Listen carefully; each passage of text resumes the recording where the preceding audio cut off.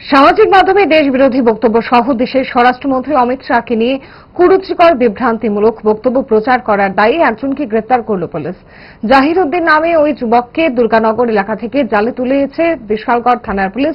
তার বিরুদ্ধে উপযুক্ত আইন অনুসারে পদক্ষেপ নেওয়া হবে বলে জানিয়েছেন বিশালগড় থানার পুলিশ আধিকারিক সঞ্জিত সেন।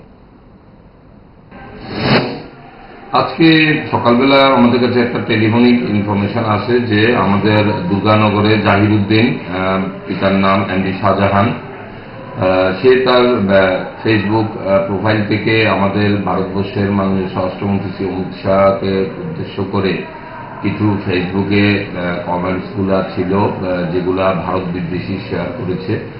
তো এই খবরটা পাওয়ার পর আমরা অফিসার এবং স্টাফ আমরা ঘটনাস্থলে যাই, গিয়ে তার বাড়িটা কর্ডন করে তাকে আমরা পাই।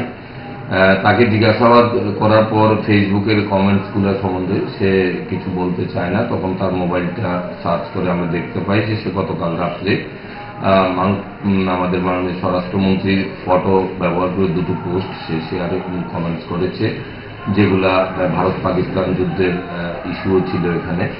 তো তার পরিপ্রেক্ষিতে আমরা তাকে থানাতে নিয়ে আসি এবং এই পোস্টগুলির ব্যাপারে কোনো সদুত্তর দিতে পারিনি। এই পরিপ্রেক্ষিতে আমরা তার মোবাইলটা সিজ করি এবং তার বিরুদ্ধে একটা আমরা স্পেসিফিক কেস রেজিস্টার করেছি।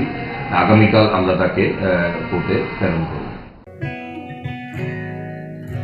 জুড়ে থাকে বাঁধন